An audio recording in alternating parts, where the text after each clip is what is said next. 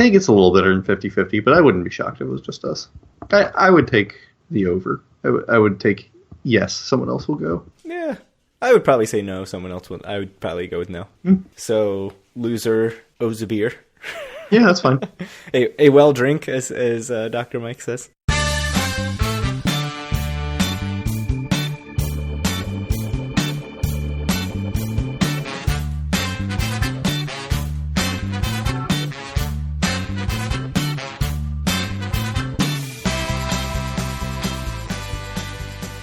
Howdy, everyone. This is Wednesday, February 8th, 2017, and this is episode 36 of Due for a Win, the Atlantic City and Casino Biz podcast. I'm Kyle Askin, joined as always by Craig Stone. What's going on, Craig? Not much. Happy to be here. As always. As always. So anyway, we had a discussion last episode, or honestly it's gone over the last couple episodes, about diamond status and comps, and there was a bit of hubbub in the online forums about the possibility of Caesars not re-upping with Founders Card, but it sounds like that actually has happened, and people have actually gotten their diamond for this year. Do you want to talk about that a little bit, Craig?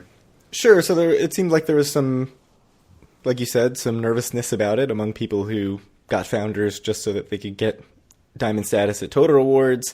Mark C. in our Facebook group posted today saying that he has had his diamond status restored through January 31st, 2018. So another year. Everybody who did their 2-year upfront payment for Founders Card for $590 or whatever it is, they are getting their full 2 years worth of diamond. So that's good for them. I don't know. Is there anything further you want to say? I mean, obviously Caesars has decided to keep going with this and decided that it's worth it to keep doing, which we were a little skeptical of, maybe more than a little skeptical. Any further thoughts to add? I think we talked about it quite a bit. Yeah, I think we kind of hashed everything out. I mean, the one comment I had about listening to last episode is that, and I even mentioned this to you after the episode, I'm like, did you manage to talk yourself out of your own position last episode? And because it sounded like you had, so... Yeah, I mean, I think it's funny because I went into the episode very much like, whatever, they offer it, you should do it. And I left the episode sort of like, yeah, that's bullshit. Like, if I was a Diamond member, I'd be really annoyed. So that was kind of funny. And then listening back, as I listened to like my reasoning, I was even more like, yeah, that is annoying. So it's kind of funny. But, I mean, it's one of those things like, if they're going to offer it, you can't really blame people who take advantage. It's just like you got to decide whether or not the lines are worth it to you anymore, or whether you want to keep playing to diamond, or if it's worth it to just pay the money. And certainly Caesars is giving you the option, which I think we both are now on the same page, maybe that it's not the best idea. So the other thing that I thought was interesting is that Caesars sent a targeted offer to former diamond members, saying that if they signed up for a Total Rewards Visa, or I think even if they already had a Total Rewards Visa and just opted into this promotion, that they could regain diamond status. So these are lapsed diamond members. They could regain the status if they spent $5,000 by something like May 8th. So I think they have 3 months to do it. I think you had to opt in by February something. It might have even been today. And then you had exactly 3 months from that time to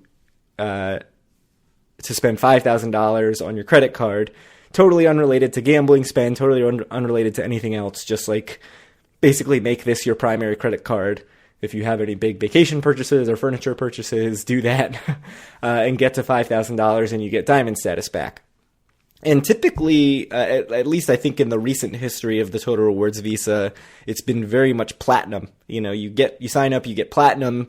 I think maybe you have to spend like $5,000 in a year now to maintain your platinum status, which, I mean, if you're using it regularly, I would guess most people with a credit card spend $5,000 in a year. But the thing that this got me wondering beyond just like, okay, here's another thing that they're doing for former Diamond members is we talked about the promotions. We talked about the Quest for Rewards promotion, where if you go to a bunch of different casinos, you get increasing amounts of tier credit bonuses. We talked about last year there was that sort of fourth quarter tier credit bonus, where if you got a bunch of tier credits in the fourth quarter, you'd get I forget what it was, 25% or something of that toward 2018 tier credits. So you'd sort of start the year with a bunch of tier credits because normally you start with 0. And now here's this $5,000 thing for former Diamond members, people who either, didn't gamble enough or have long since lapsed. I mean, somebody in the Facebook group said they haven't been Diamond for 10 years and they got this offer. And what it got me wondering is, has Caesars decided that ushering a bunch of people to Diamond is a way to get short-term profit? And I had sort of looked at each of these decisions initially in their own merits. Like, clearly they see Founders, they're getting enough from Founders where a bunch of people are probably not taking advantage of Diamond, so whatever cut they get is worth it. And then the promos, like, look at the promo very much like sort of in a silo, to use an academic nerd term. But now I'm sort of thinking, like, all these things going together, it really seems to me like they are trying to make it easier to get and maintain Diamond status, which to me indicates that they have, whatever special sauce algorithm calculation that they use, come up with the conclusion that having more people in Diamond increases those players' loyalty, increases their play in the short term, and so there's gains to be had by getting more people to Diamond. Do you think there's any merit to that, or am I just, trying to find some sort of trend that's not actually there? I mean, when I think about it, that has to be what they believe. I mean, that's the only thing that makes sense. Do I think there's merit to it? I think it's certainly possible. I know that I feel like I certainly played slightly more at Caesars when I was Diamond, but that's just because I enjoyed going to Diamond lounges. We were staying there all the time because I had comp rooms and no resort fees. So it's possible.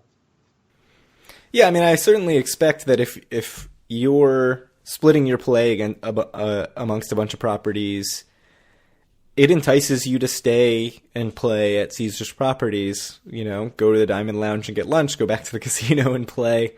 I think the lapsed Diamond members thing makes some sense because people who lapsed either are not playing that often, and if they take you up on Diamond and don't play, like, what different, don't, go at all, and then you don't lose anything by giving them Diamond, but any increase in play is sort of profit. I mean, obviously the risk is that they take free rooms and don't do anything. But it's not like 7 stars where you have guaranteed free rooms.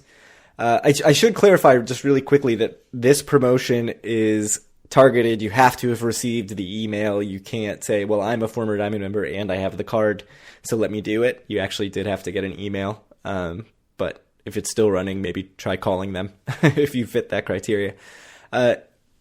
I think the big thing, and not to get into it too deeply because we did talk about it last episode, is, to me, this is a short-term versus long-term thing. Much like MGM's profit growth plan, they're seeing very short-term gains in shorter pours in the alcohol, parking fees, increased resort fees. To me, ushering a bunch of people into Diamond and keeping them Diamond, because clearly, if they were saying, like, this is a temporary thing, 1 year, if you like it, keep playing to get it, if not, you're out, because they're not doing that, because they re-upped with Founders Card. Clearly, I think they think that this is a profit center for them. My question is, long-term, are they going to, A, piss off enough Diamond members that people take their business elsewhere, whether it's Borgata or Golden Nugget or MGM properties in Vegas? And B, are enough people, this is exactly what you said last episode, so I'm just taking from you, people going to say, I've been playing for years to get to Diamond. Why would I do this anymore when I can pay $300 or $400 a year or get a credit card or do some promo and get to Diamond without having to obligate myself to any sort of set amount of play?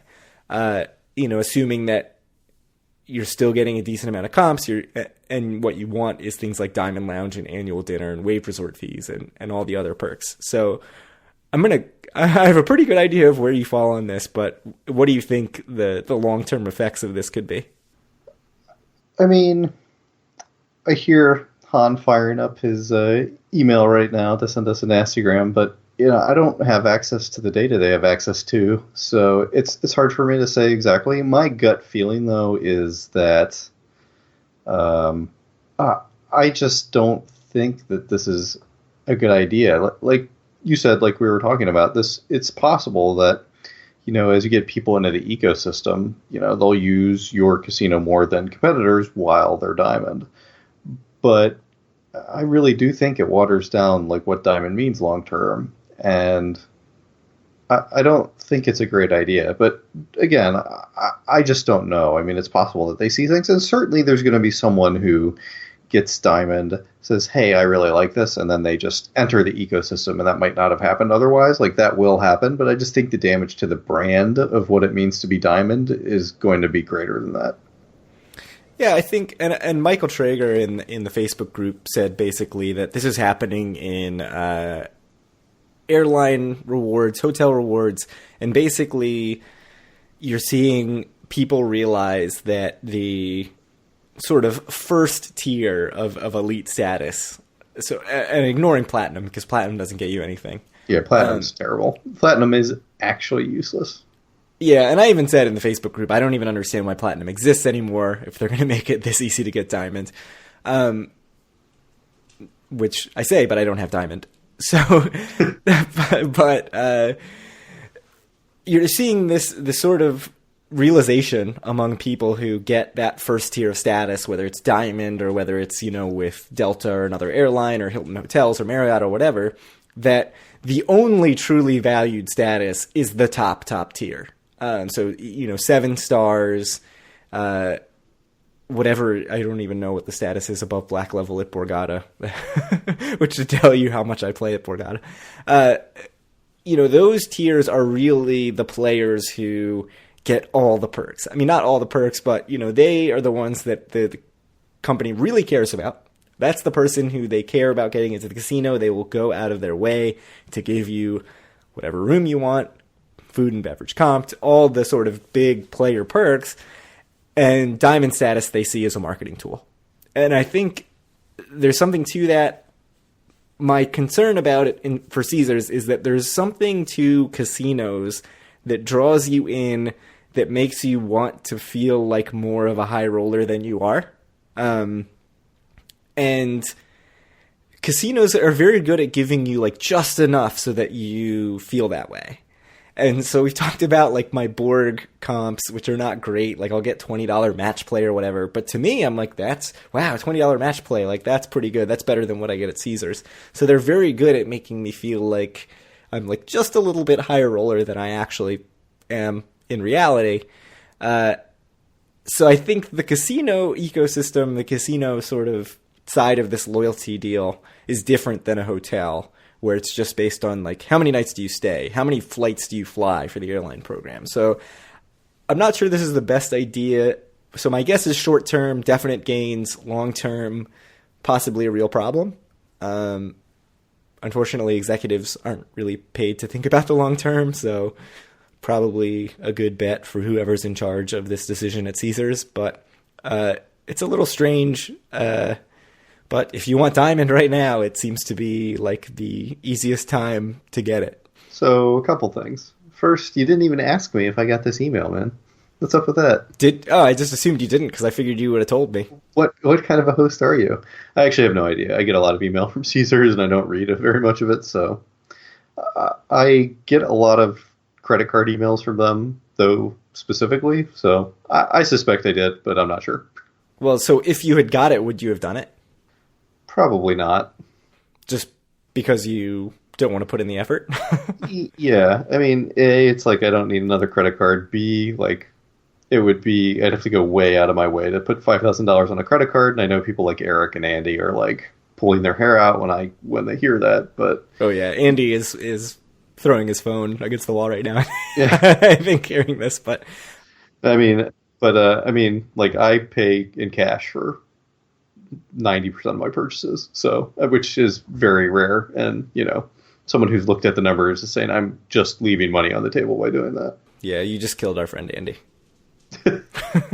I charge as much as I can, and I'm not a point turner at all, but cash back, travel points, I'll take those if you're given. It's like everything I buy is 98% of its actual cost because I get 2% cash back. Yeah. I also don't spend very much money in general, I'd say. So, I mean, I buy food, and that's about it. Save it for the casino. That's right. Oh, so if I could take a bit of a non sequitur. So, I think if we're kind of talking about like unsung heroes in the Facebook group, I think Mark C has to be up there. I think he probably, more than possibly anyone else, has given us story ideas. Would you agree or disagree with that? Oh, absolutely. I mean, he gets mentioned. I think he's number one. Yeah, him and Eric are easily like top two in mentions. I mean, people in shout outs, we give like Eric and Mike and Ed and people like that get a lot of shout outs from us, but Mark C just quietly just churning out stories for us to talk about. Yeah, he's like our reporter on the ground. Yeah, so big shout out to Mark C. Thank you for contributing so much to this podcast, whether you know it or not. Yeah, super helpful. All right, we can move on. So we talked, we've been talking over the last few episodes about the Taj and the bill that made its way through the legislature in New Jersey that would prevent Carl Icahn from reopening the Taj unless he made an agreement with the union beforehand.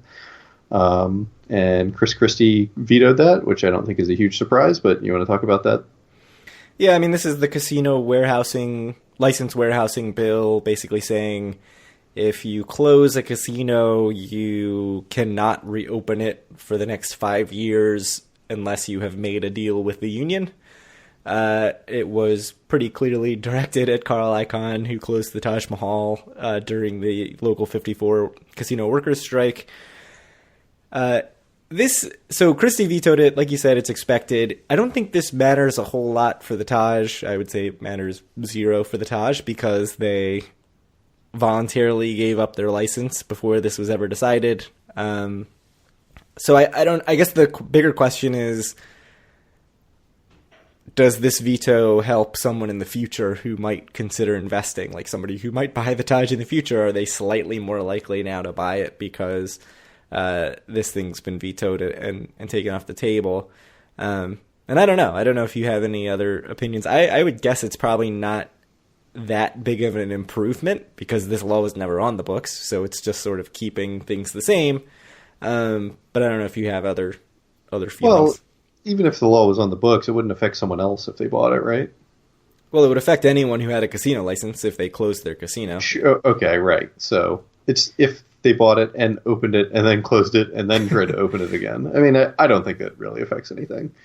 I mean, the only thing it affects possibly is if Carl Icahn was going to reopen the Taj, but it sounds like that is not going to happen. Yeah, and certainly Icahn tried to present this and arguably successfully presented this as sort of another example of the kind of anti-business atmosphere in New Jersey. So I think for any prospective investor, maybe it's a perception thing. But I think for any individual who's interested in investing, they're probably not thinking, well, if I close this thing and then I want to reopen it, I can't have a deal. Like that's a lot of factors that have to fall into place. But I mean, I personally am glad that this thing didn't go into the books just because I think it's kind of a bullshit law. But I don't know if you have any other thoughts on it before we move on. So people in a union, send all your hate mail to Craig specifically and not me. Yeah, which I'm, like I said, I'm in a union. You're in a union? Yeah. I'm sitting here as a union crony who's like reaping the benefits of unions and then ripping them apart. I'm not ripping them apart at all. Like I said, I have conflicted feelings, but in this particular instance, I feel like this law was particularly bad. So the other thing is that Icahn said that he is looking to sell the Taj. I don't know if you had anything to add. I think he said this even initially when he first gave up his license. He said, like, look, I'm looking to sell this thing, but I don't know if there's anything newer than that in terms of him saying that he is looking to sell. Yeah, I don't think so. I mean, I threw this in there because I think it's good to mention because there were just a bunch of stories that came out in the last couple of days where he came out again and said that he is looking to sell. But as you pointed out when we were talking about it before the show, I mean, he also said that, has said that he's looking to sell Fontainebleau for 5 years. More.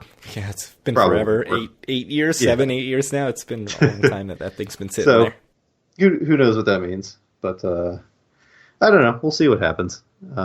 Certainly, if the plan was to reopen in the spring, we probably would have started to hear rumblings about that. So I would guess that that's probably off the table. Yeah, I mean, I think as soon as he gave up the casino license, it was like, well, that's done. Although, obviously, if he has the license, it probably wouldn't take too long to get him reapproved. But yeah, I think he is out of the Taj game. I mean, obviously, still owns Trop, but probably will be looking for a buyer for Taj. And if we know anything about Carl Icahn, he's not going to settle for some lowball offer. So I wouldn't get your hopes up that someone's going to jump in and buy Taj the Glenn Straub way for super cheap and try to open it. But yeah, he's certainly proven that he is willing to sit on a property for as long as it takes for him to get the price he wants. Yeah. All right, Craig, why don't you tell us about Rallycross? So I know very little about Rallycross, other than that it was held Red Bull Global Rallycross, a rallycross racing event. It occurs on sort of off-road dirt tracks, built at Bader Field. This happened last year. I think was generally considered a pretty big success, something totally different for Atlantic City. Red Bull has announced that they are coming back in August, so look for that if you're interested in sort of a crazy out there event.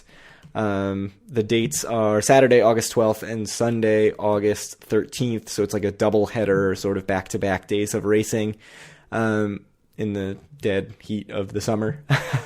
But if you're looking for something sort of crazy and interesting to do, I think it's probably pretty cool live spectacle.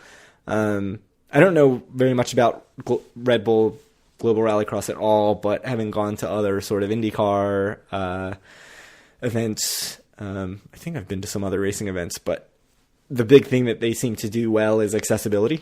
So it's very cool. Like you can go into the paddock and see where the cars are and all that kind of stuff. I'm assuming this has a similar deal. So if you're interested in cars and seeing things go fast, this is probably pretty cool. And I don't know, check it out August 12th and 13th. Other than that, I don't think we have much to add. No, it's always good when big stuff comes to Atlantic City, but I certainly don't have anything more to add. Yeah, and succeeds and comes back. I mean, that's a big thing. So it's good to see that happen. There's plenty of stuff like that. Like I know that this kind of thing has been big. They've actually done a couple of very successful like races, like both half marathons and I believe an Ironman event, or at least triathlon, that both have done well. So it's good when that kind of stuff comes to Atlantic City, because it's the kind of stuff that Atlantic City should be doing. Yeah, I mean, we talked last time about conventions and stuff and getting big events, and how it's a little bit hard because of the airport not having a lot of traffic. But I mean, one thing I sort of want to point out about that, and I don't think a lot of people are flying in to go to this, but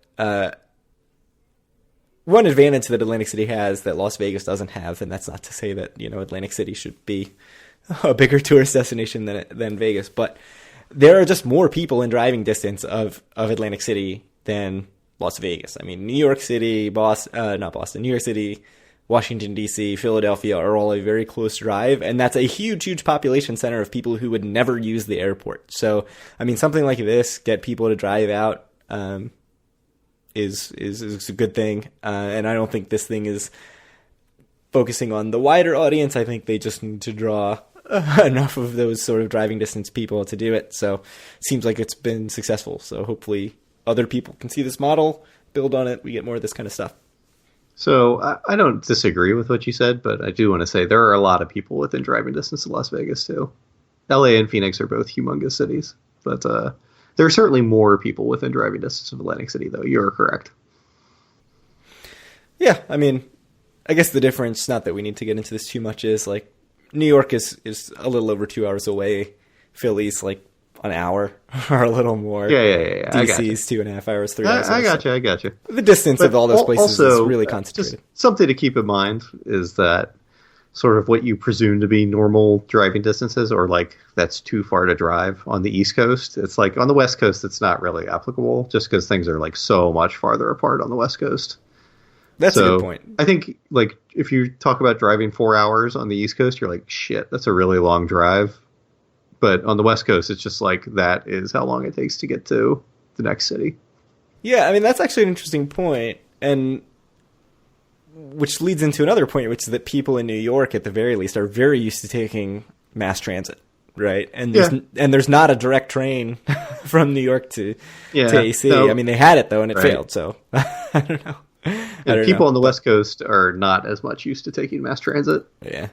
Because it is definitely not as good. Right. But I don't know.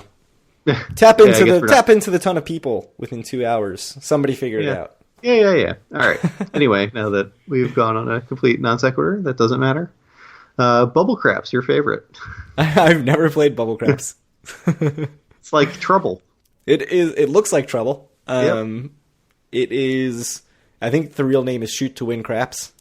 They've talked about it a fair amount on You Can Bet on That as craps players, and I don't think they play it too much, but their callers play it fairly regularly. So Chauncey B3WOV on Twitter, hopefully I said that right, tweeted to us and to a couple other people that he saw, and with a picture, I'll link to it, that they were installing a Shoot to Win Craps machine in Wild Wild West right next to Danger Arena, our favorite game of all time. And within the day, just within a few hours, it was already set up. Not up and running yet, but up enough that it looked basically done. So the main question, of course, is, would you play Shoot to Win Craps, or do you only want to play craps in the table form of the game, the purest form? I have a couple things to say, none of which actually answer your question at all. Of course. One, this guy is awesome because Pygow Tiles is his picture on Twitter. What? I didn't even notice that. Come on, man. That's terrible. What? It's I so can't good. believe I didn't notice that. I feel so much He describes shame. himself as a Tiles fanatic. Oh, that's awesome. Also, but also just looking at that picture makes me be like, man, I wish I was in the Wild Wild West right this second. Yeah, it really does. And I don't feel like that much affection for the Wild Wild West the way it is right now. I mean, I like it when it's lively and there's a band there, but like... Right. Oh, there's 0 people in this picture, which is how Wild Wild West is half the time. There's literally 0. not a person in the picture. That's so there's great. only the electronic blackjack dealer. Wow. Okay, good point. I mean, I think he sent it like early afternoon on a weekday, which is about right for Wild Wild West.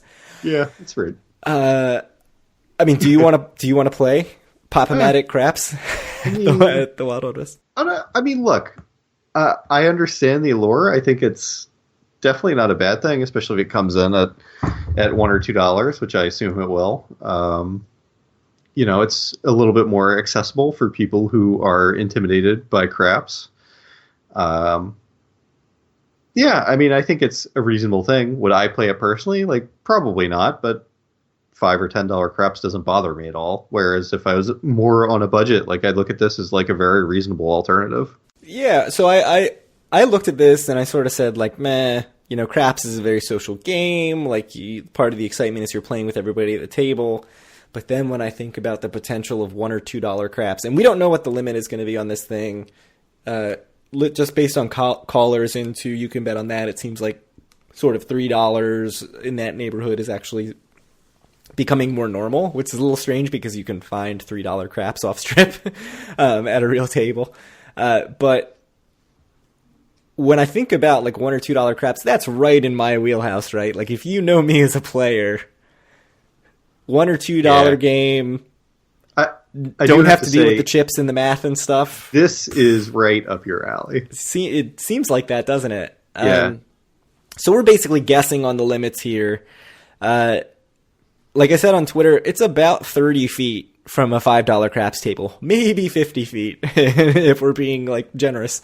So I would guess that it does not have much of a market as a $3 craps table. I would guess 1 or 2. Which is pretty cool. I mean, I would definitely play it for $1. I don't want to sit there by myself and play craps at Bubble Craps, but the one thing I'd be interested to see is if you've got 6 people around that thing or however many people it can hold playing at once, is there sort of an excitement around it? And if there is, like, yeah, I'm into it, and I would definitely play it I mean, I did play like a couple hours of Danger Arena and I didn't even like it. So I would certainly give this thing a chance. But it seems like people like it a fair amount in Vegas. It's cool that it's finally coming. The thing I was actually shocked about is that it wasn't already in Atlantic City. I always sort of assumed it was. And then when Chauncey on Twitter said, oh, this is the first Bubble Craps in Atlantic City, I was like, now that I think about it, there is not Bubble Craps in Atlantic City. So I guess the other question is, will it go to Harrah's? Will it go to other Caesars casinos? Will it go elsewhere? Yet to be seen. I expect it will spread fairly fast. I mean, we've seen Danger Arena, which is not good, already spread from Wild Wild West Harrah's to Tropicana now has it. So we saw the horse game, Royal Derby,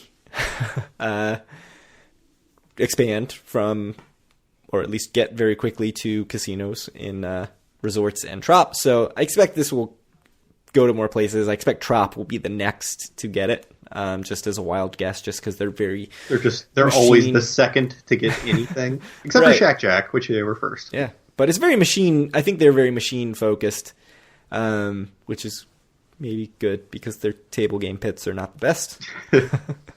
But yeah, I expect this thing to get pretty good traction in Atlantic City. So, I mean, just low roller game, man. It's good. Yeah, no, can't be bad. Just good to have another option there. Yeah, the other thing I'm interested to see is how it rates tier credit wise, because I'm guessing there will be a sticker right on the machine that says like X number of dollars for X number of tier credits. What does it say for the electronic roulette? That I'm actually not sure, and maybe there's not a sticker on that. I have, and it's. I actually don't know that there is a clear definition on it. So maybe there won't be on Craps. I mean, I know there is on Danger Arena, but I think that's just to clarify that it's way more than other slots. Right. But yeah, I don't know. I haven't actually noticed on Roulette. If anybody knows, let us know on the Facebook group. I expect somebody out there has an idea or knows or has a picture of it on their phone. So yeah, I'd be interested to know. Maybe they don't post it because it's giving away too much of the special sauce, if you will, for for how they rate table games. But yeah, it would be cool to know. Yep. So I guess moving on, there are a couple closings you want to talk about?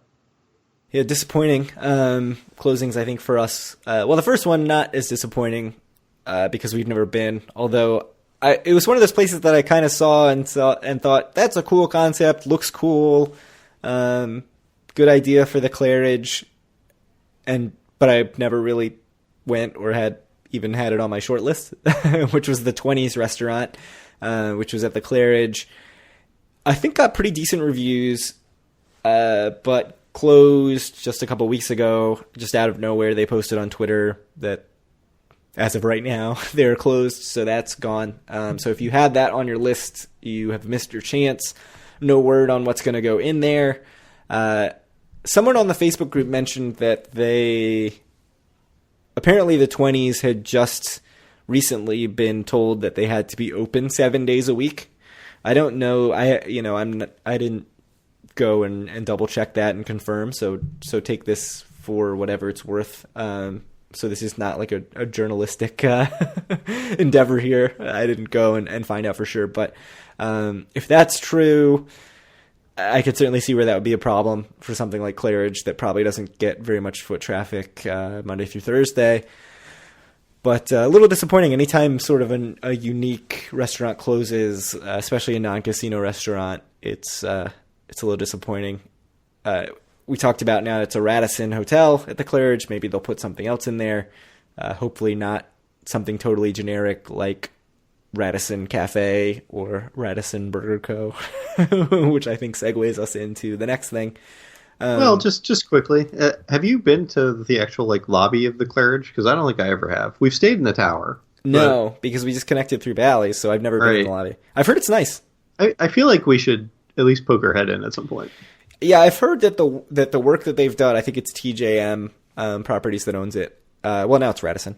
It's a Radisson hotel, but I've heard it's very, very nice. Like the lobby area and everything, the work they've done in the rooms is very nice. So we should check it out. It's cool, like old classic AC.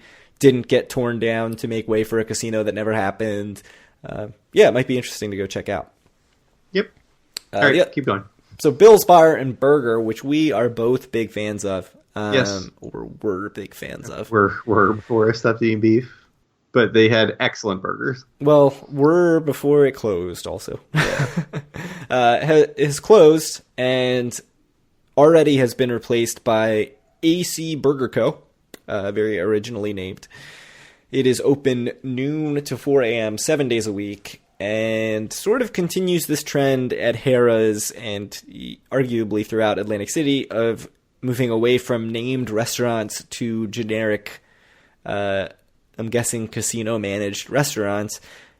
And, you know, we saw this at Borgata's Marketplace. They replaced all the sort of name stuff with, like, a generic pizza place, a generic salad place, a generic burger place. They replaced, at Harrah's, they've already replaced all the food court. The Sack of Subs now has all generic stuff, although they are putting in a Starbucks in that food court at Harrah's. So it's a little strange to me that this is the trend, because I feel like this is like old casinos, right? Like Vegas, this used to be Vegas. This used to be, and probably AC too. A casino had a coffee shop, a steakhouse, like a noodle place, and they were all just like, you know, a cafe. Yeah, cafe, coffee shop. Like they all just name of casino steaks, name of casino cafe, right? Generic Asian noodle place. So it's funny that we're seeing them go back to this. I don't like it. I mean, I don't like it because I liked Bill's and I liked the stuff that was in the Borgata Marketplace. I think the stuff at the Harrah's food court is fine. Like the donuts are fine, the pizza's fine. I just think it's really weird because it doesn't draw anyone to the casino. Like nobody is saying, "Oh, I'm going to go out of my way to go to Harrah's to go to AC Burger Co." And I think even if it gets great reviews, it's going to be a tough sell. Whereas like Bill's Bar and Burger had a little bit of cachet. There's one in New York. There's one in Pittsburgh. It was good. I think it was widely considered good. People in our Facebook group certainly seem to like it, but I don't know. Do you have thoughts on this weird trend of generic sort of taking names off of things and making it generic? I mean, I assume what's happening is that the casinos have decided that they can make more money by operating a restaurant rather than just collecting rent. But I don't know. It is a little strange, and just judging by the Facebook group, like, you know, people are apparently not happy. Like, you know, people who've eaten there say that whatever the generic burger place is in Borg now is worse than Fat Burger, and you know, it's just people seem to not be thrilled with this change. So, but again, it's probably just a question that casinos think they can make more money just operating it themselves. Yeah, and there were at least 3 people in our Facebook group who said when they got to AC, they went to Bill's. They went to Bill's and they got a burger and a milkshake. Like that was the first sort of thing they did, or there's something they made sure they did every trip. Bill's was good. It was very good. You know, I think the service was a little hit or miss, but it's disappointing to see this. I'm guessing that this is sort of a very mid-tier focused movement. Like there's basically the draws, like things that get people to come to the casino, and that's going to be like what everything Borg has, right? Wolfgang Puck, Old Homestead, Bobby Flay Steak. At Bally's, you've got Guy Fieri's Chop House. You've got Buca de Beppo. Caesars has Morton's. Like those are the big names that are getting you in the casino. And you're saying, oh, where do I want to go? I want to go to this place named after a chef. Like that's where I want to go. Whereas they're probably seeing that something like mid-tier and lower, clearly. I mean, I guess significantly lower. Sack of Subs, Fat Burger, all those things are getting stripped out and being replaced by generic stuff, which is a little disappointing to me, just because there was quality in that tier. Like I think like Bill's was good, Fat Burger was good, and typically I don't associate like generic stuff with quality. And maybe some of the stuff is very good.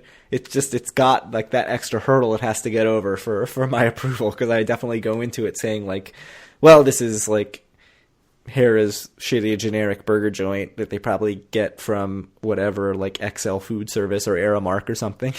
Right. And Sodexo. yeah, so I don't know. Prove me wrong, I guess. Prove me wrong, Harrah's. I mean, I don't think anyone has proved you wrong yet, so. Ever. About anything. We'll see. Can I just, something that this is not on the agenda, but something that came up in the Facebook group. There was an article in Route 40 about the ownership change in Tony's. And yes. Yeah, that should have been on the schedule. I just want to say, I mean, I don't know if there's much to talk about specifically about the ownership change. It's just undergoing an ownership change. But it sounds like people who are buying it, the guy who's buying it, I guess his father or uncle has worked there for 30 years. So hopefully it's in good hands still.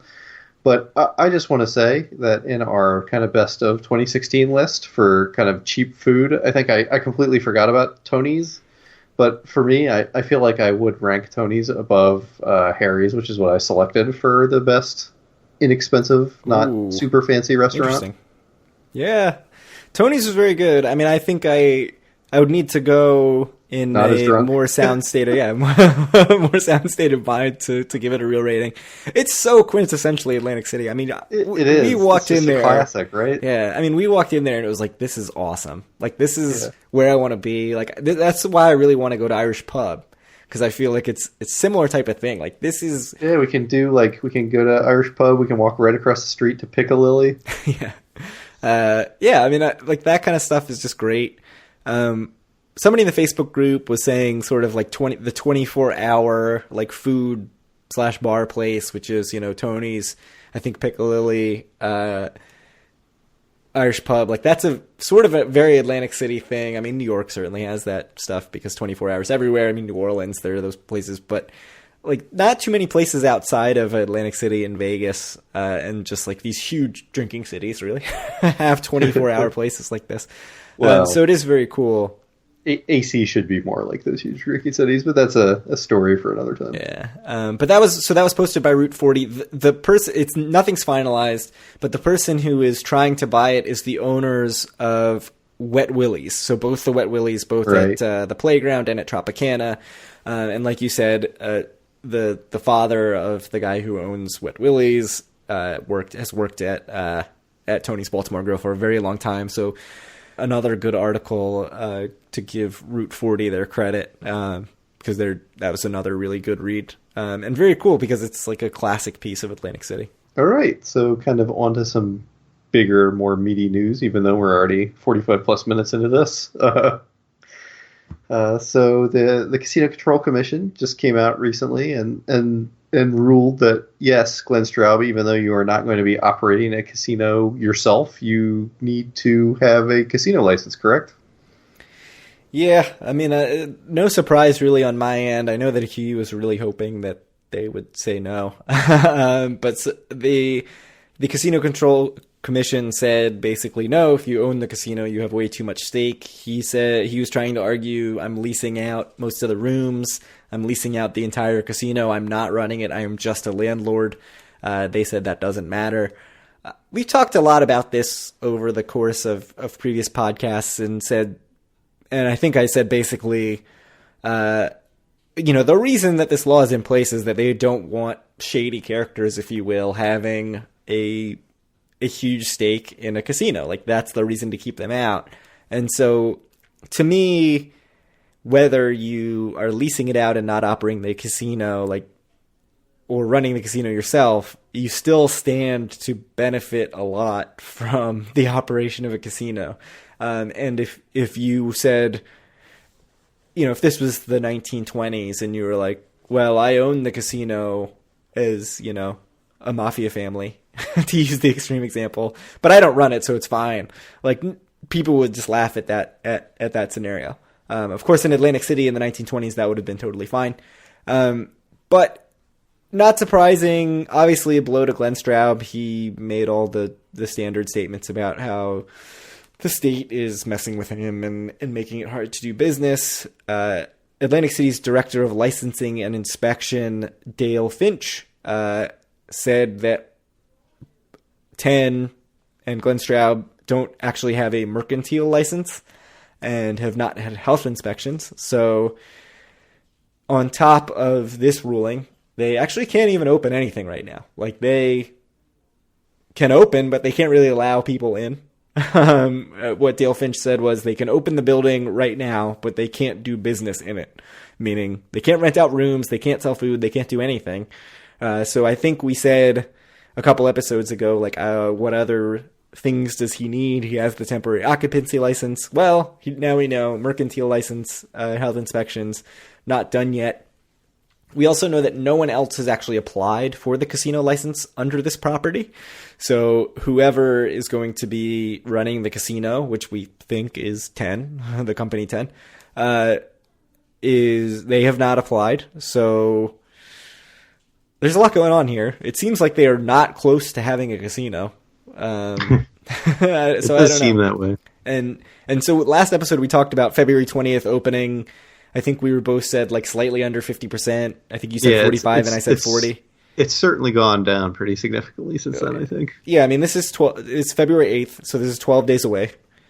There's zero, I say there is zero chance it opens on February 20th.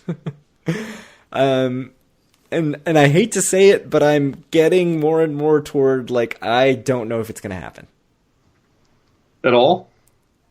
At all under Glenn Straub. Maybe. I think, maybe I'm just overthinking it, but I do wonder if his avoidance of the casino license is that he doesn't want to open up his books. He doesn't want to go through the investigation, which is normal. I mean, why do it if you don't have to? But I'm a little worried that he's going to say, you know what? I bought this thing for dirt cheap. I've added value just by bringing together the casino and the electric company, the electric utility. And I'm going to flip this thing and let somebody else open it. But I guess we'll see. I mean, I don't know. I'm really sort of losing my faith just based on the lack of ability to get paperwork in. Like, get in the casino license application. Get the mercantile license. Get this stuff done. We haven't heard anything about what restaurants would be there. We haven't heard anything about bars, nightlife. Nothing about like how soon the casino is going to open. Obviously, they said Q1 of 2018. 2017. We are in Q1 of 2017, and still no application even for the casino license. So I don't know. I'm really sort of losing faith in this thing. So I think in this case, I'm sort of understanding of both sides' opinions. Like, I'm understanding of the opinion that maybe New Jersey is a bit overregulated, which is basically a viewpoint that was laid out in a column on NJ.com, where basically the author of the column, Paul Munshine, writes about his experience in some other states and essentially lays out why it's much better to have less regulation in this particular area than New Jersey has, which I'm definitely understanding of. And something he mentions is like when he went in a gas station in South Dakota, there was a bar there was booze you could buy, there was a casino. And as someone who has lived on the West Coast, like, that is something that just does exist out there. And just the difference between just the East Coast and the West Coast is dramatic in terms of what you can buy in a gas station. I mean, where I live in Maryland, you cannot buy, or at least in the counties that I have lived in Maryland, you can't buy beer in a grocery store at all, which is, or at least very rarely, which is sort of crazy to me. So, I mean, I think it's possible to go too far. And then at any basic establishment that sells anything, gas stations, drugstores, whatever, they had any hard liquor you wanted when I lived in Arizona, which, I mean, it didn't bother me, but some people would say that's going probably too far the other way. But, I mean, I understand the state's perspective as well. Like you said, they don't want shady people kind of owning casinos, even if they're not operating them, which I don't think it's entirely unreasonable. I think it kind of brings up a bigger conversation, which it's going on now, obviously, with the new administration and the talk on how much regulation is good. It's a broader conversation that's happening kind of around the country now, but I'm not sure. I understand the viewpoints from both sides.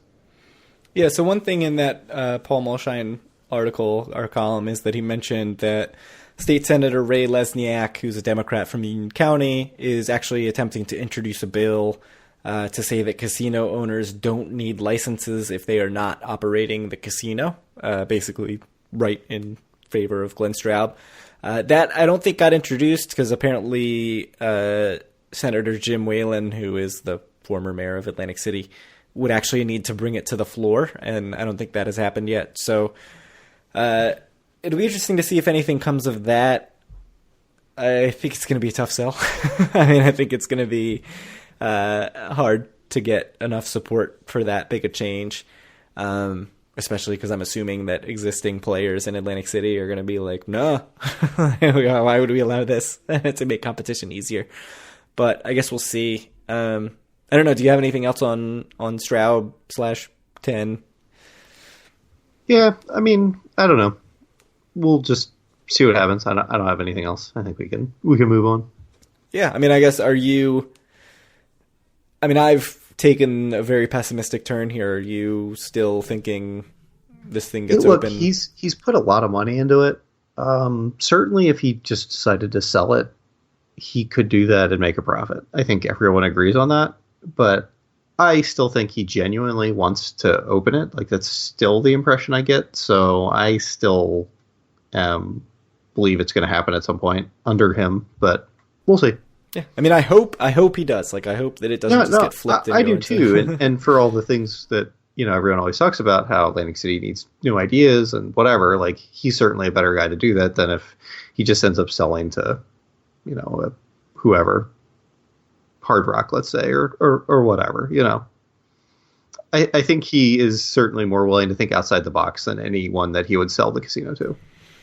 Yeah, I agree with that. I mean, one thing, just you mentioned Hard Rock. I don't know how much value you put in this, but we had talked a few episodes ago when Hard Rock picked up two of Borgata's executives and hired them. One of them was Joe Lupo, who was a vice president at Borgata.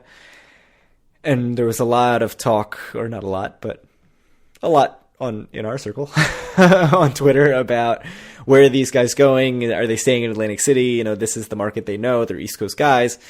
So Joe Lupo has moved to Tampa. So I was sort of under the impression, like, they're not just going to hire him and move him to Tampa and put him in corporate headquarters, but apparently that's what's happened. That's not to say that he doesn't end up managing something in the local market or using his knowledge of the AC market in the future, but I think it puts a pretty hefty damper on the rumor that Hard Rock is going to be somehow involved in 10. Yep. I don't think we have too much else to talk about that, so let's talk about National Harbor. Sure. You went to National Harbor. I did go. I went to National Harbor between the time that we recorded the last episode and the time the last episode got posted. So, and your brother Paul actually went last month, about a month ago. Do you want to talk about his trip a little bit, and then I can kind of fill in some stuff as well? Yeah, so just a quick sort of very brief trip report or his impressions. He was there January 7th to 8th for the Jim Gaffigan show, and then they stayed overnight. He said it's much more similar to Bellagio or the Borgata in terms of neat-looking interior, exterior design and decorations. The style and scale of the whole place, it feels really big and bright and opulent and expensive, like a Vegas casino. So I think that sort of goes toward what we were talking about last episode, where MGM is really this spectacle that's going to draw people more than any of the other Maryland casinos right now. And it really fits in with the National Harbor being this sort of tourist destination attraction for affluent DC area residents. He said the hotel room was nice. They had a Capitol view, which he said was a joke. Because the Capitol's way off in the distance, which I believe because you're actually in Maryland. He said the staff was very friendly. He did try to do mobile check-in where you say that you're checking in through some app, I guess, and then you're supposed to get a text when your room is ready. That did not work. The notification never came. They ended up having to go back to the desk and asking, and the room was ready, and so they didn't get to the room until later than they wanted, which is kind of a pain. He said, one thing he said that we've heard quite a bit from people who have called into You Can Bet on That is that a lot of the slots were jammed so close together that the backs of the chairs were practically touching each other. So there were aisles of slots that you couldn't even walk through. So this is, I mean, that's kind of crazy. I guess when you know you're going to be packing the place in, you put as many machines in there as you can. This seems like oversaturation to me based on this description. What Mark and Dr. Mike said on You Can Bet on That is that, you know, casino layouts change all the time. They're constantly tweaking it, figuring out the best way to do it. So, you know, this could be changed in a few months and this is not a problem anymore. But certainly right now, I mean, I would be incredibly frustrated by that because one of the things I like to do is just wander around the casino. So, you know, looking for a machine or just kind of checking out the scene. And I would be really annoyed about this sort of like idea that you can't even get to a machine or like you can't walk down certain aisles and going out of your way. That would really bother me. But I mean, I think that's mostly what he said. He did say he was kind of interested to see if this is going to draw him to go more often to National Harbor or if he still is going to feel like Borgata's more of a vacation since he's much, much closer to National Harbor. And I guess only time will tell how he feels on that. But interesting to hear perspective of someone I know and know how they feel about casinos. He's certainly much more on the like wants to go to the nicer end of the casinos, Borgata, nicer places in Vegas, and just met his approval.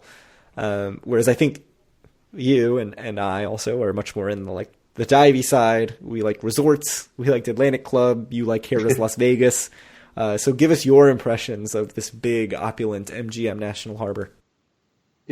So I think the what I posted on the Facebook group, sort of right after I went, is that it's incredibly nice and you shouldn't gamble there. But we can kind of break this down a bit.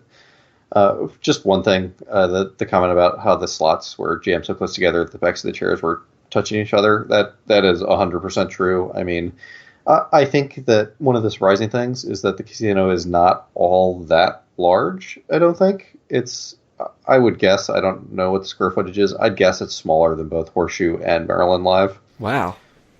And it was, stuff was definitely packed in there.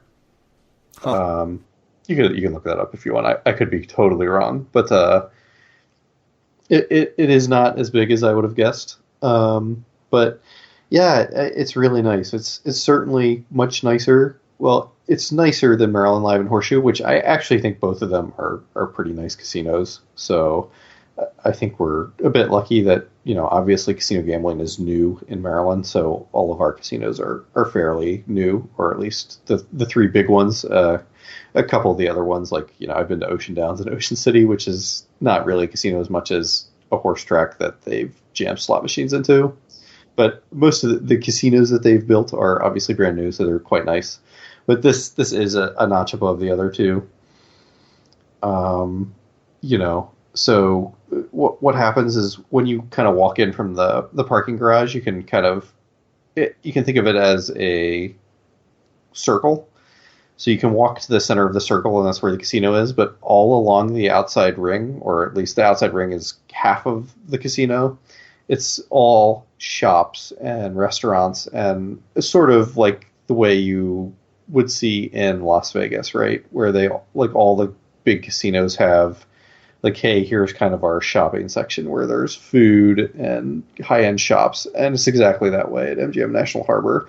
And also like Vegas, or like the nicer properties in Vegas, everything in this area is very expensive. So this does not sound like it's in your wheelhouse at all, I have to say.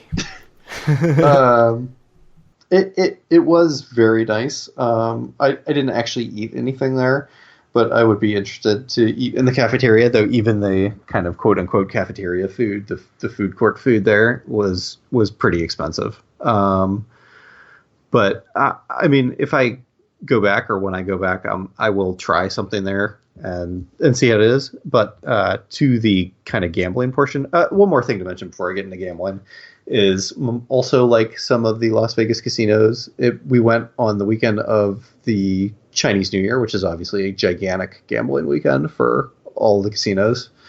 And they had something like you would see at Bellagio or Borgata. They had in the hotel lobby kind of some ornate displays kind of commemorating the Chinese New Year, and I suspect it's seasonal, like the ones in Bellagio as an example are, and they'll put different stuff up throughout the year.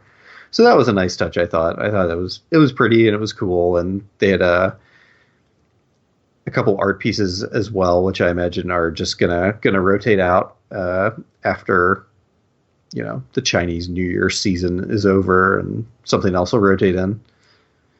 So to get to the actual casino, limits were quite high. Blackjack was all 6 to 5, and it was $25. There were a couple tables that were 3 to 2 at the back that were $50. This was on a Sunday at like noon. So not, I mean, like I said, it was Chinese New Year, so it's probably a bit busier than it would be on any other random weekend, but was Sunday during the day, so it shouldn't have been super, super busy. I expect that's basically what the limits are right now there. As time goes on, they'll probably go down a bit.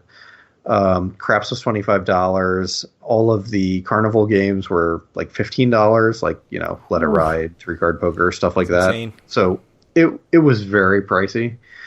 And the odds generally across the board, anywhere they could skimp, they did. Like I said, blackjack is 6 to 5 there, basically everywhere except in the back where they probably assume people won't really go.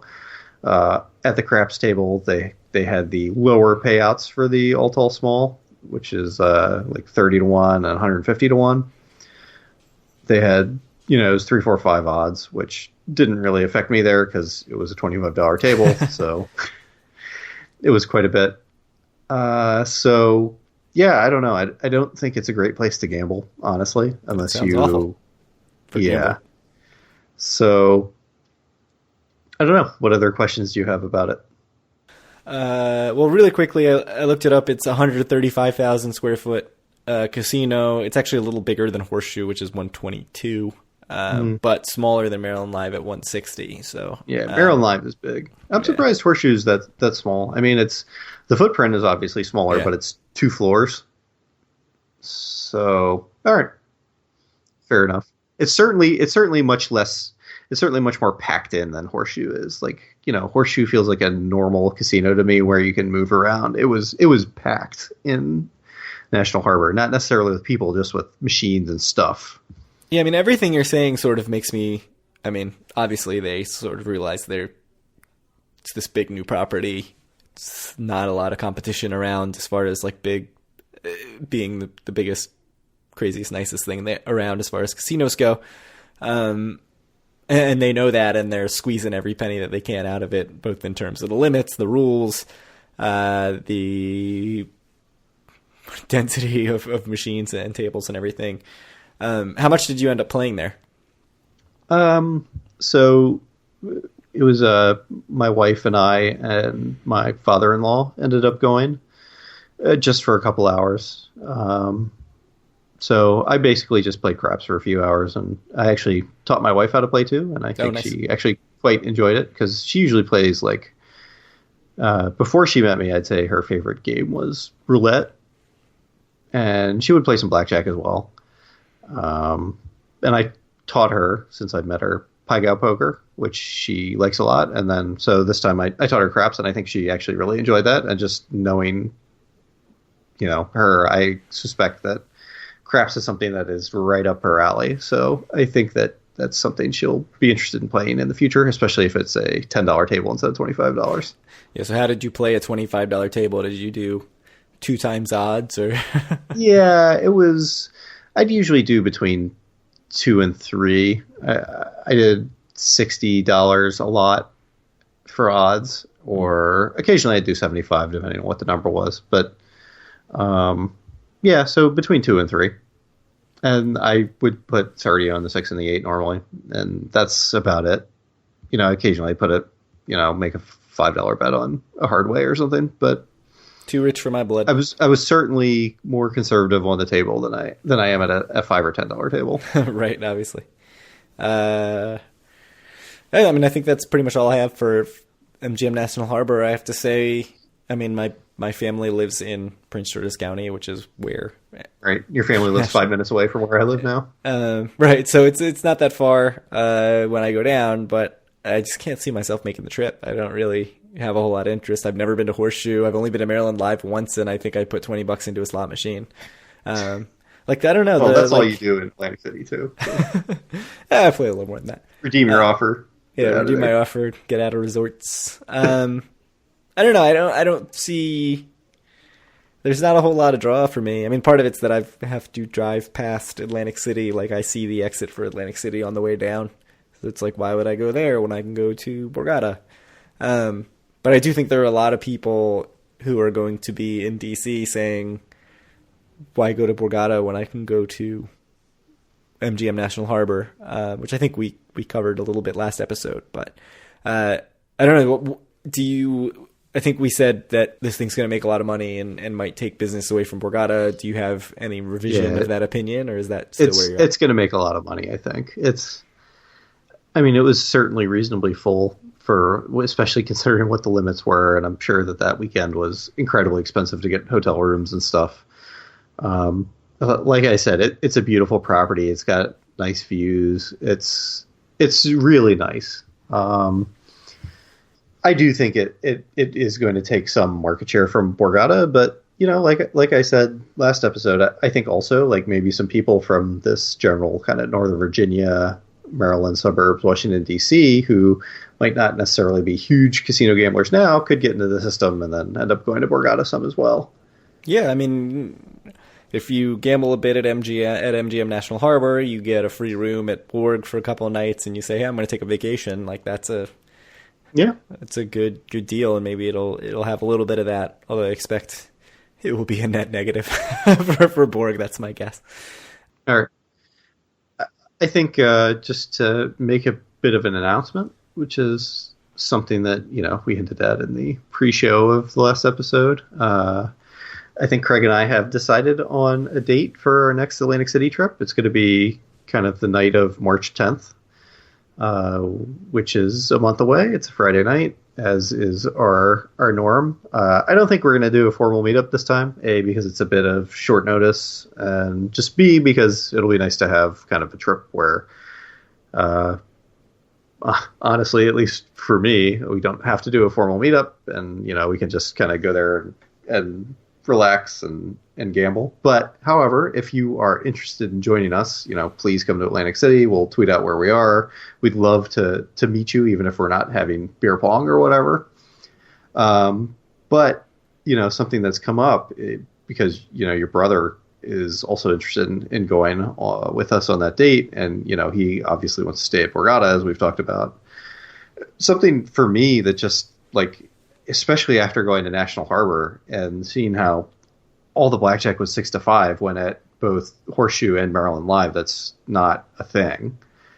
It's just, I know that it's kind of been slowly permeating into both of us, just like how bad MGM is going to be for Borgata. And I think just going to National Harbor really hammered that home for me. And for me right now, if I'm going to be honest, I don't know if I have any desire to go to Borgata at all, even to visit right now. Wow. So that's gonna make a tougher sell, because my brother and I have been sending back and forth itineraries, potential itineraries. No. And look, here's the thing. I've told you many times privately and probably publicly on the podcast, it's you have to have stayed at Borgata at some point. I mean, it's ludicrous that you have not stayed in a hotel room at Borgata. So I certainly, encourage that. And, if you're going to play some on Friday at Borgata, I will come out and meet you there. Just if it were just me in Atlantic City, I would not go to Borgata on this trip. Yeah. So it's interesting because I sort of had the same sense of just this dread about the changes coming to Borgata. And I was really sort of feeling, not necessarily that I had no desire to visit, but that I really didn't feel like I should give a lot of play to some place where I feel like, a couple months down the line, I'm not really going to want to keep playing there anymore.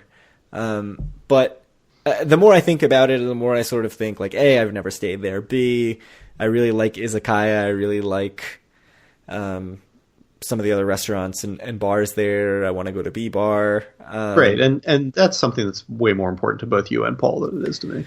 Right, and then even, I keep harping on the good tables. Like, it's still the best service as far as dealers and everything in Atlantic City. Yep. I mean, we have heard some unofficial reports in the Facebook group that might kind of be changing. But yes, as far as I'm concerned right now, that is true. Yeah, and to me, the rules changes would certainly be a big downer. Obviously, if they changed the video poker pay tables, it would be a big downer. And that would be a big deterrent. But nothing would deter me more than if the service sort of drops to the level of, not to say that the service is necessarily bad at like Caesars, but if those two things are equal and the gambling rules are worse at Borgata, and right now they're not, but this is just sort of hypothetical down the line, then I wouldn't go to Borgata anymore. Like, why would I go to Borgata when I like the Boardwalk, I like Caesars and the lower table limits at Bally's and resorts and stuff like that, when the big draw to me of Borgata is like, it's just a good gaming atmosphere. Like, you take that away and you lose it. And I think there are a lot of people who are going to say, I don't care about that because it has the best restaurants and it has, Old Homestead and Wolfgang Puck and Bobby Filet and the new Michael Simon Place, and it has Izakaya and it has the best shows and it has the best nightlife and all that stuff, although that's arguable. So maybe I'm not the target market. I mean, I doubt I am because I'm a super low roller, as we've discussed. But that would be the change that would be the most devastating to me, is like, oh, now the dealers are surly or whatever, which we haven't seen. Like, I'm not saying that that's going to happen. My brother is very much of the opinion that as long as it is still nicer than the next nicest thing and still, the value that I would get out of the trip is better than the next nicest thing in Atlantic City, I should go to Borgata and give them my money. But when you brought that up to me, just by the way, I agree with them. If you think that it's the nicest, you should go there, even if you're not happy with maybe the direction it's going. Just if you will get the most enjoyment from being there, I think you should go. So does that mean that you do not get the most enjoyment from being there? Well, I mean, I think the kind of other thing to take into account is that, perhaps if I only looked at the present and didn't consider the future at all, is it possible that I could still get the most enjoyment at Borgata? Yeah, it might be. I mean, it could be, but just, for me now, it's just like all I feel when I think about Borgata is like dread and like this knowing that this is not going to be as good in a couple months. Yeah. And if that doesn't kind of color the way you see things, then I think you should go to Borgata. Yeah, I mean, I have a hard time not letting it color how I see things. I mean, it's the same for me. I was very much in that boat before I started talking to my brother. Something else is that, obviously with us both being low rollers, or at least, not high rollers, and we talk about comps a lot, like Borgata does not comp very well when it comes to rooms and stuff already. And B, one of the reasons that we select the properties that we gamble at are because of comps. I think that's undeniable. And if part of the calculus that we're doing is selecting a property to play at or to be at because of future comps, you have to take the future into account, right? Yeah, definitely. And that was certainly why I was very psyched up for a resorts trip. I was like, I'm going to stay at resorts. I'm going to play a bunch, see what happens to my comps. I bet it'll go to, maybe not 7 nights a week, but more consistent 6 nights a week and better play and better food offers and all that stuff. And it'll be cool. And so I was very much like, that was where my mind was at. And then as I sort of talked out itineraries and we could do this and thought about Izakaya, sunroom, B bar, all those things, I was like, yeah, maybe I do want to go to Borgata. So I will say you should stay in a room once.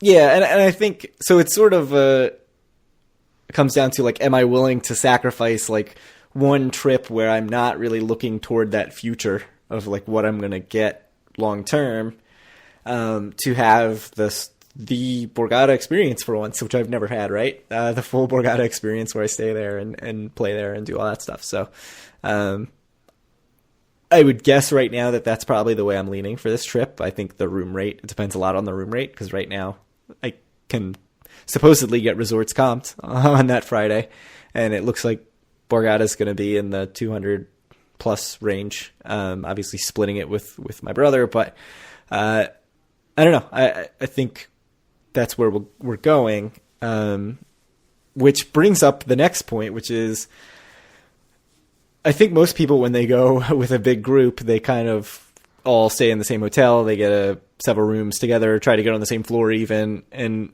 we don't necessarily do that. I think we sort of try to stay in the general area. But let's be clear here. I think that I don't do that. Right. Yeah, everyone else in the group, I think, generally huddles around. But part of that is that we do companion codes and stuff like that, and the way we get the best deals is having multiple people in one hotel, whereas you can get your own comp room. So let me kind of pressure you a bit on that, because I still don't entirely agree with what you're inferring. I think that for the rest of the group, Dave, Taylor, Andy, and you, like, I suspect that you all would prefer if everyone was in the same hotel. Yeah, I think it's generally preferable. I think there's a stronger preference for other people in the group. Like I would prefer it, but I'm not like dead set on it. I think other people in our group would very, very much prefer it and think it's ridiculous that you don't. So explain yourself, Kyle.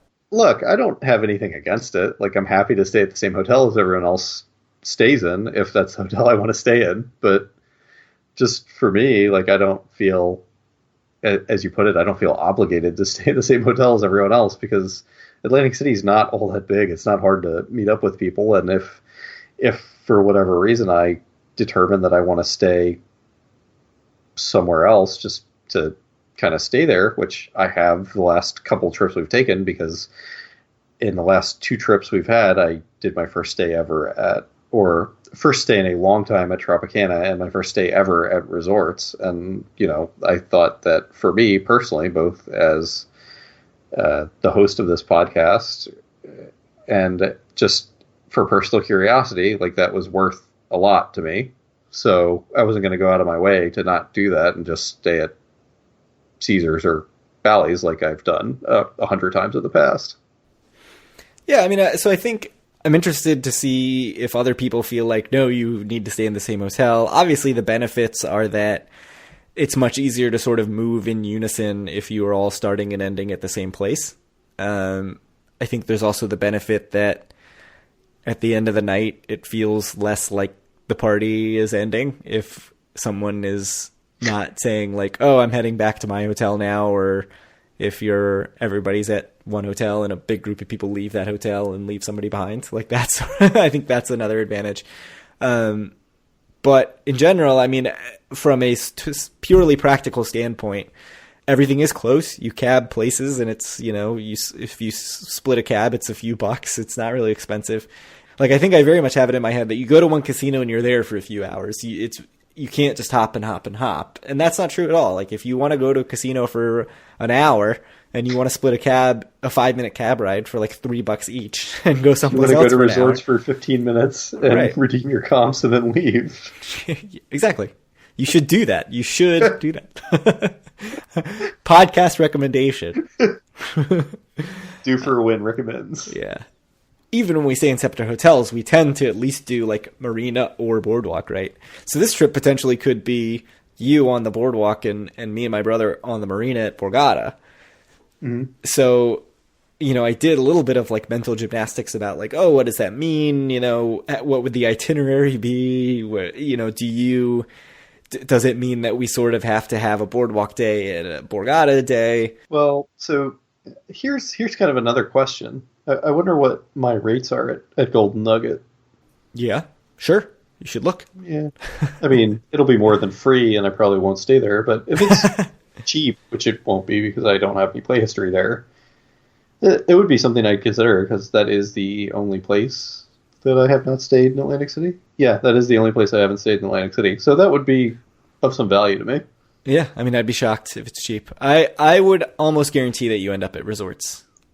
I agree with that. I mean, I also have comp room at Tropicana as well, but you don't like Tropicana. I prefer resorts to Tropicana, so I think it's quite likely. It's also possible that I get comp rooms at any of the 3 Caesars casinos at some point between now and then, even though I don't have them right now.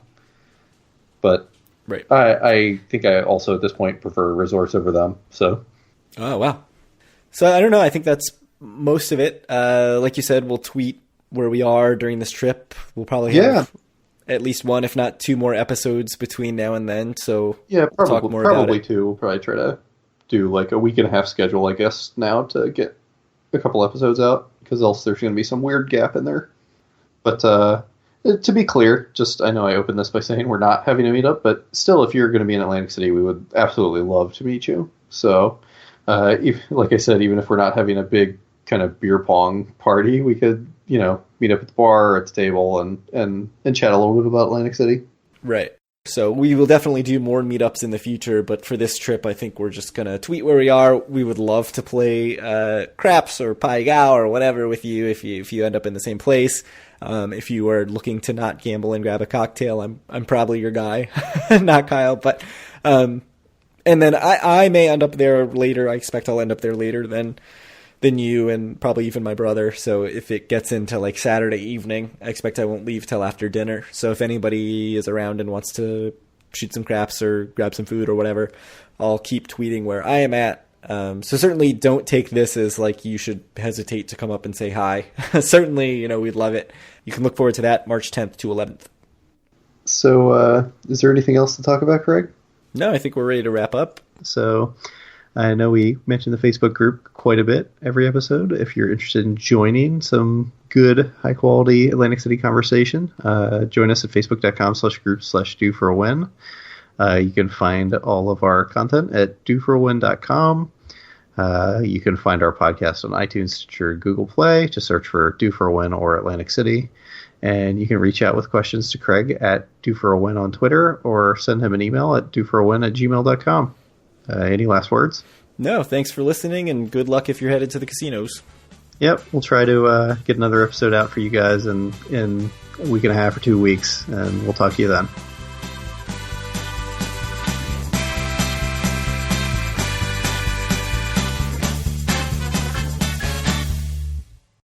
The post show is just going to be raw audio of Isaac crying.